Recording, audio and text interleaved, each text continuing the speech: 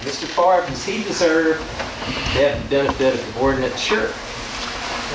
When the city makes a promise, do the Blakeneys deserve to have the benefit of that? Yes, they do. That's what's going to make this kind of place people want to do business, want to live. What the conditions were was no parking along here, screen in front of the building, use these, you can even use these residential lots to test out lawnmowers if you want to.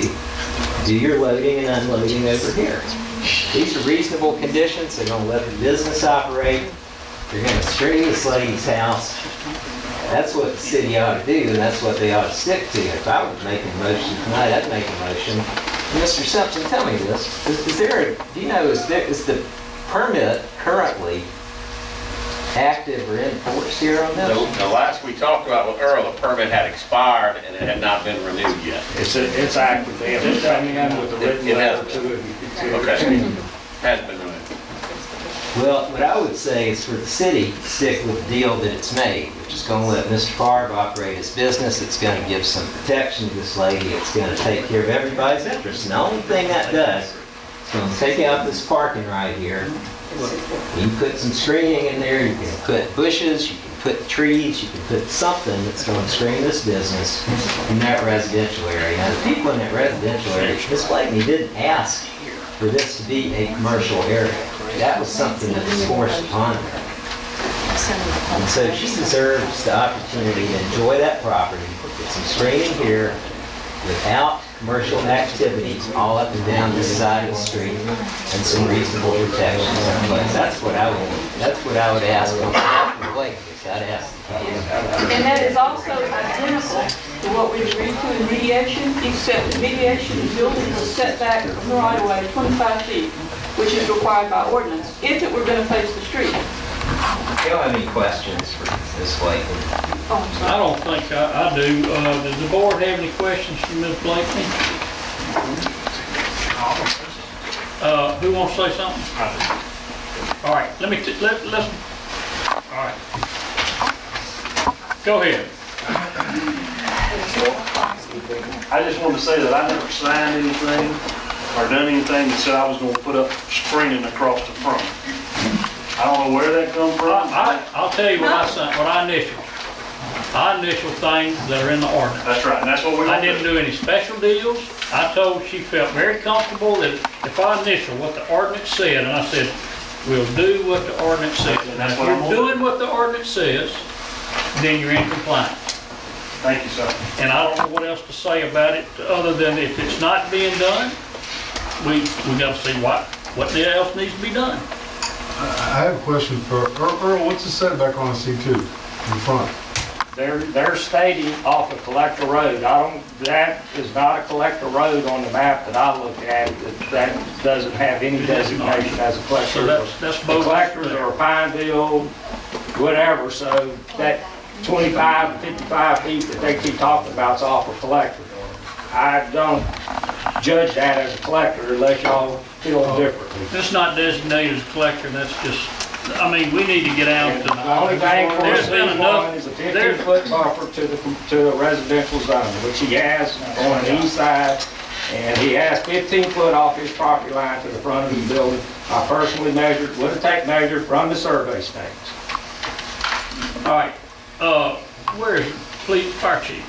Yes, sir. George, I had to leave for a moment. They were talking about the fence. They were talking about safety and fire, whatever. How large a board fence can go up front? You talking about going across the front of the building? Will it be just set back behind the little bit? To the corner of the building, not Off the corner of the building? Corner of the building by the ordinance is 8 foot. Yeah. That can be chain link, wood, or like, it could even be hedges if you want. That's the way the order, but chain link or wood fence concrete is acceptable by ordinance. On off the sides of the front of the building. They can't come out any further than the front of a building, residential or commercial. Commercial, that's right. And I wanted to put up the 10 foot, and I was told that I couldn't do it because I don't think I can get enough security from an 8 foot. That's why I put the 10 foot. I think in a commercial environment, it does allow a 10 foot for security reason with barbed wire in a commercial zone only. Now, the 8 foot is for residential. and no barbed wire. or And I done anything spent the on top. money on what's there. I And what the mean, city told us to do. you know, on what I was told to do, or what I was told I couldn't. Well, Is there dispute that there needs to be a fence directly in front of that building? no, it's on the Okay, side. in front of lots 4 and 5. It's on the east side. In front of lots 4 and 5 and then down the east property line. Okay. That's what you have. Is that what you were saying, Mr. Parker? Because I don't think that's what you were saying. You intend for the fence to be in front of the building. No, down the east side. Down the east side. And then we're gonna get into it about gates. Down the east side line? Okay, if there's no other comments about this, I'm gonna make a motion that, he be given 60 days that he comply with the building permit and the city ordinances and, do what we're asking him to do, according to the ordinances. that's all you can do. What the ordinance says. And I think that's what we, All right, so you want 60 days to comply with this building permit and to comply with city ordinances. Are we gonna give some wiggle room there for get the contractor there to do a parking I lot? think I would come back at that time if you really and truly, Have made an effort. I mean, 2 to 1, you can get this done. If you really can. I know you I'm gotta do trying. your business also, but you can focus, or somebody can focus a little bit on getting the building down, getting it hauled off, and getting the contract on site. I mean, Mr. Jefferson will be happy to take your degree. yeah. Have a second. Motion on Mr. Parker's, motion to, Mr. Krueger. Mr. Krueger seconded, all in favor? Opposed, motion carries. All right, thank you. City board and committees, all announced. Okay, I am not here tonight to pick on any particular board.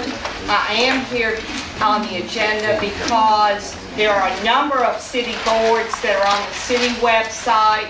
I think Veronica has finally updated them. We have all made appointees, some in general, some very specific to our wards. And I need to know who manages keeping up with those boards and committees. We get planning commission minutes and we get rec board minutes and we get court commission minutes. The other boards, we don't know when they meet, so we can't tell anybody. If a constituent comes to us, we can't say, oh, well, this board meets, or, and this is the responsibility of the board. And so I'm asking, who's responsible? I want to get some things straight. I know that there is a consensus committee that I had an appointee on, and she hadn't been contacted. You know, there's library boards that meet.